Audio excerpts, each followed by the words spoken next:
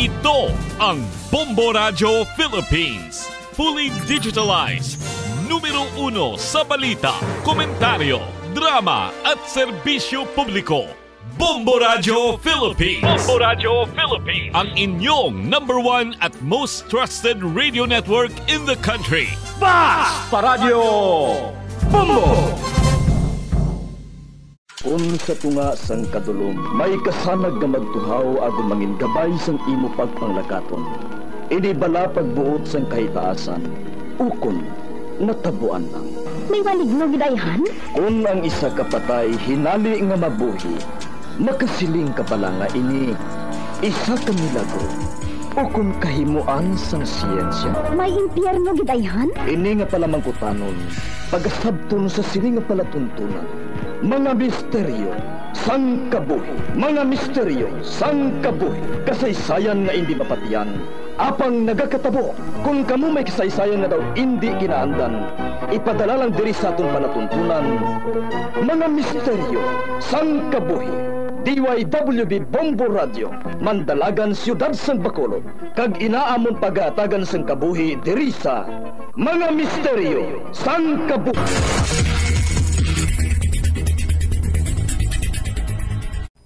Si Anay Supreme Court Associate Justice Florence Dolendo Regalado sang Concepcion, Iloilo ang naghimo sang maragtas sa kasaysayan sang bar exams sa Pilipinas.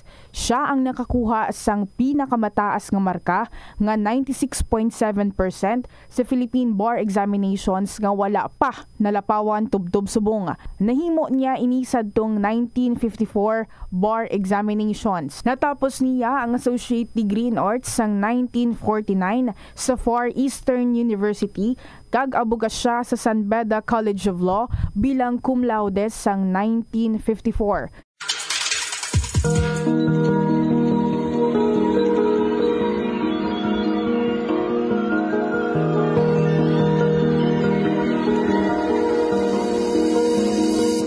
Kagkarong sa kasagpon sa taon matahong nga sa bilanon sa itong palatuntunan, mga misteryo sang kabuhi.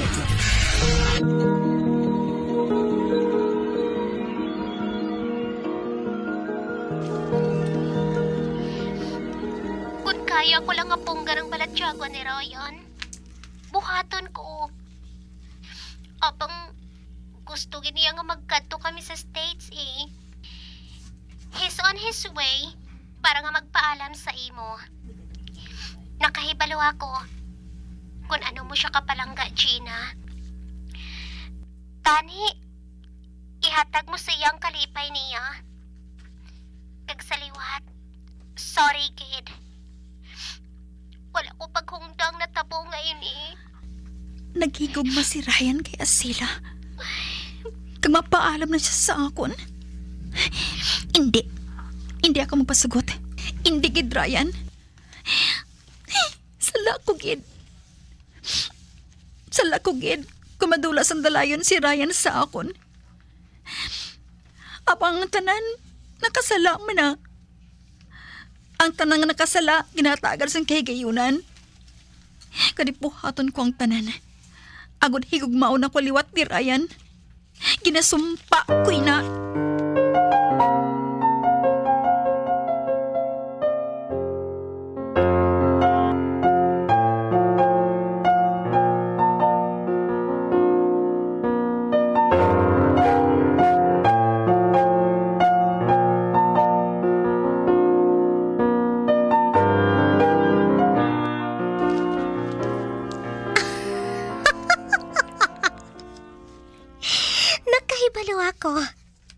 Nga nagpatigit sa Gina sang acting ko.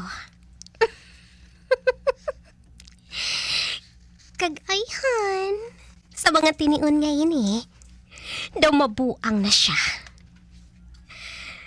Kag kung magpadayo ng paglitok sang pinsar niya, sigurado nga matakan gid si Ryan sa iya. Kag sa hindi matugay, palikdan siya ni Ryan sang dalayon.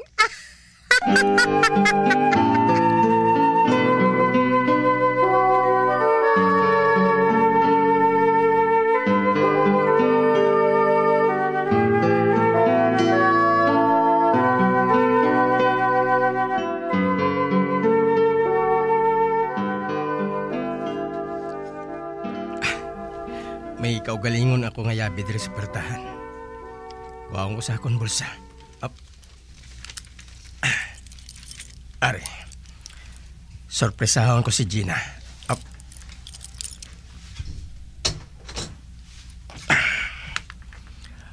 Oh. Ba? Hi. Si Gina? Ari siya sa tubang sang pertahan kag... Hindi. Ginbuksan niyang iaroba. Kag wala siya sang hapin sa lawas. Hublas siya. Uy. Makita ka sa gwa. Ryan, antes ka magbalik kay Ezila, lantawaan na ako. Kag pamangkutang ka o kalingon mo. Kung kaya mo ako nga bayaan. Nagbuang ka na, Gina? Nga, hublas ka dali. Dito kita sa kwarto. Dali dito.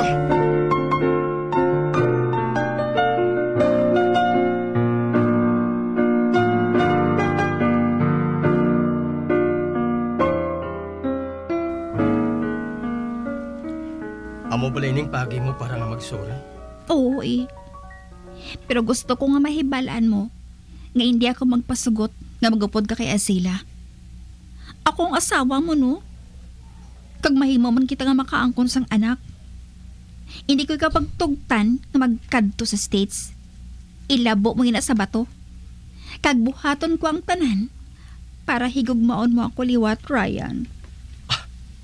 Ba? Matuod? Buhaton mong tanan? Oo eh. Bisan ano? Kuna mo. Sige na. Pahalipaya ako. Uy, hala. Nagpalapit siya sa ako, no? Halo ka niya ako? Piyungan ko nga akong mga mata. Ay, hala. Wala man nagtupa ang bibig niya sa bibig ko. Ano pang ginahulat mo? Sugurin ang serbisyo mo. Di, pahalipayon ko ikaw? As in, ako gidyang matrabaho? Hoy, Ryan, sa opisina mo ako ginpulot, ha? Hindi kay sa beer house. Hindi ka? Pauba-uba ka pa, ha? Tapos, hindi mo man lang gali pagpanindugan? Oo na. Amat-amaton ko ubang polo niya. Ay. Te, kinahanglan ko pa nga magluhod. Wala man siguro sang malain.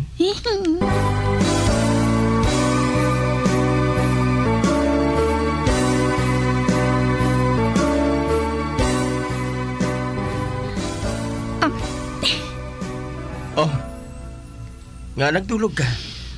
Kadayaon sa imo, ha? Siling mo. Kinahanglan ko nga magtrabaho. Pero hindi man gali kinahanglan. Kaya akig naman iho. Natural. Ginsuguran mo. Ulit tapuson mo eh. Hindi ka na bala magbalik kay Azila kung padayunon ko? Depende. Kung malipay ako, I might consider it. Gani, ayuha kita, ha? Igda na? Okay.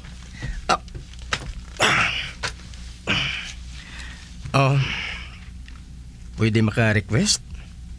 Inap lang may ice cream? Wala ta diya ice cream, no? Pero bulalo may ara. Initon ko pa kung gusto mo. Nakaibalo ako sumbot ng silingon sang ice cream. Gusto niya nga buhaton ko ang ginahimo sa mga bata ko nagakaon sang ice cream. Sa pagbugtaw mo sa aga, cold baladayon nga tubig ang imo ginainom? Ay, dali lang. Wait a minute para sa ininit.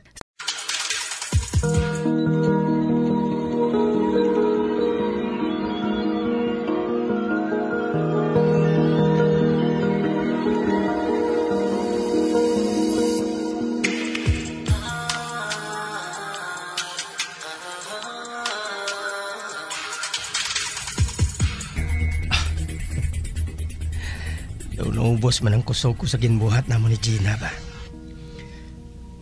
Kag daw gintuyo ako sa hinali. Ang maayo pa, mapiyong-piyong hanay ako.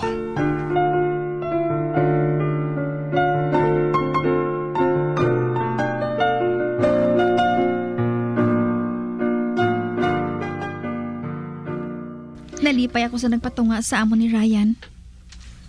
Apang doon nalainan ko. Tigin tulugan niya ako dayon. Dapat masugilanon pa kami. Gusto ko nga hakson pa ako ni Ryan. Kagdungan kami nga magtulog.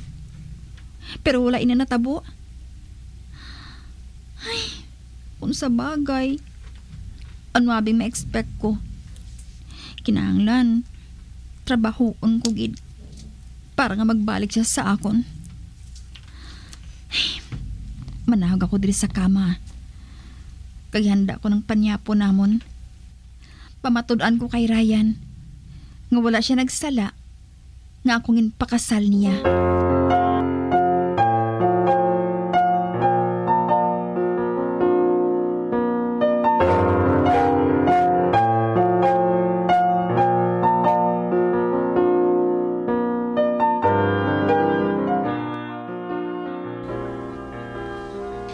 Panos ng bulalo, day? Ay, Oh, naano ka, day? dunalakjo siguro ako. Ha? Nga ahaw? Nagkaon ko bulalo ah. Pwede bala isang? Hindi ka naman kasagad sa pamangkot? Ay, sorry, day. Sige na. Mangita na lang ako sa pwede kong alutuon sa ref.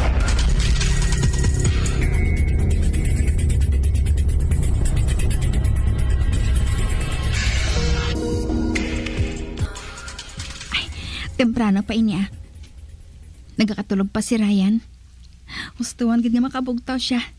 Kagluto ng giluto ko nga sudan. Ba? Ryan? Nakailis ka? Sa din ka makadto? Kinanglan ko nga katuan si Jasper. Sunog kaya sila. Naglain naman kuno sang hinaling kondisyon niya. Ha? Sorry gid ha. Apang hindi ko mahimo nga pabayaan ng bata. Palihog, hang pala ako. Daw nag-hysterical siya sila samtang nagapakigambal sa akon sa cellphone eh. Basi ko nagahimo-himo na naman sang sugilanon si Asila para magkadto ka dito. Gina, pwede bala? Nagamasakit ang anak ko.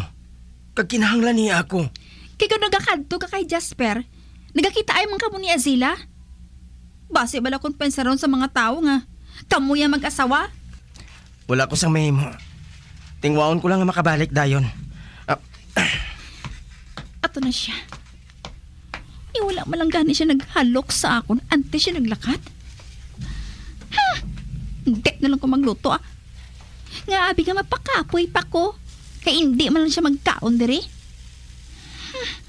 Masulod na lang ko sa kwarto ah.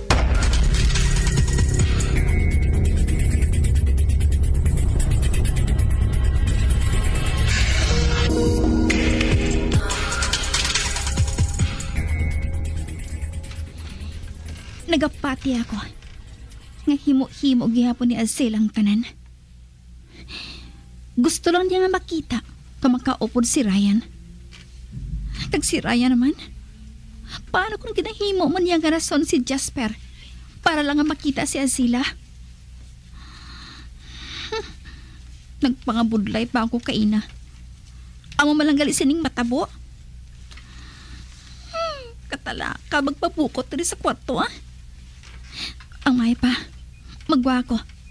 Mabalik ako sa salas ah.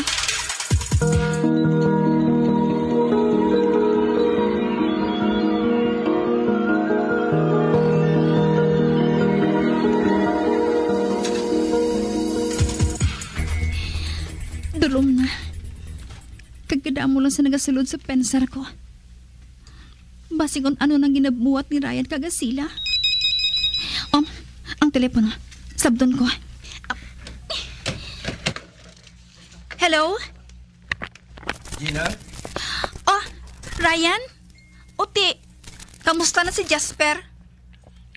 Wala nang hakon, anak. Nagpahuway na siya sang dalayon. Ano? Hala, dugin konsensya man ako sa hinali ba? Sa diin ka? Ari pa diri sa ospital. Balihog, tawag si mami. Hindi ako makapadugay diri sa telepono. Bye. Okay. Tawagan ko na lang si mami kag si daddy Pahibalon ko sila nga wala na si Jasper.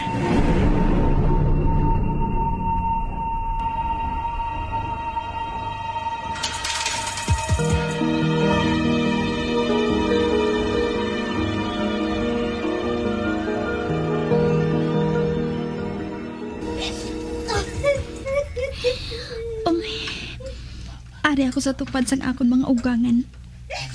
Samtang si Ryan, ato, ginahakos niya si Azela nga nagahibi.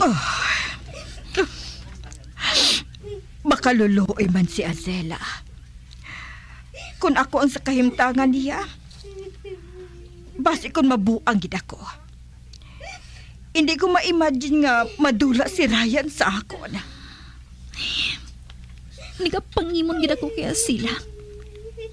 Ganun hindi ko mahimo ang magpakig-unong sa iya. Kamabatsakan ko, ginagamit lang niyang hitabo para nga makuha ang atensyon ni Ryan. Sa akon niya, wala bala sa makigsimpatiya. Akong asawa, apang lain ang ginahakos-hakos ang bana ko. Wala untat pang dapulay ni Ryan sa likod ni Azela ko. Kung hibi man siya sa abaga ni Azela, doon namin na lang i-walk out, Magtipid sa paggamit sang kuryente, pinaagi sa mga masunod. Maggamit sa mga energy-efficient nga bumbilya, kaangay sang compact fluorescent bulbs ukon LED lights.